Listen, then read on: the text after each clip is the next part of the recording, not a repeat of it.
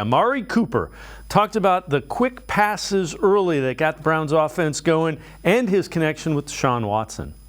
Yeah, I mean, that's generally how you get into the flow of the game. As it pertains to the passing game, you want to try to complete the easy passes first, both for the quarterback and the receiver, just to get that rhythm going. You know, once I get the ball in my hands on like an easy catch, I'm ready to go. I'm ready to light it up, and I assume it's the same from the quarterback position as well. I was interested how much communication could help with the wide receiver quarterback relationship. We just communicate. We're not shying away from even over communicating because we're just trying to get better and make plays for the team. And for that to happen, we definitely need to have chemistry. So it's getting better and better every week. What kind of communication goes on? Is it more than I'm open, look for me?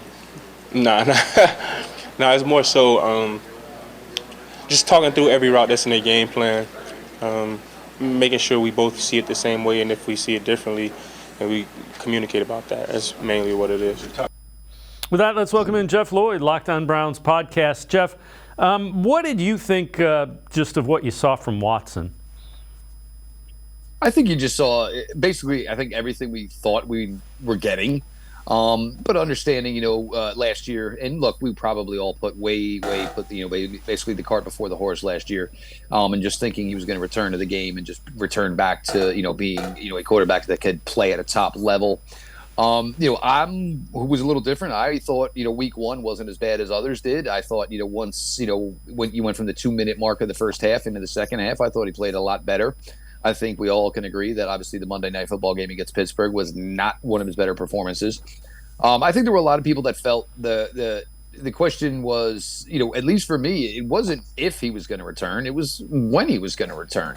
But I think we saw it and, getting going early, and I think that was the key. And obviously, a bunch of short balls, obviously Elijah Moore involved.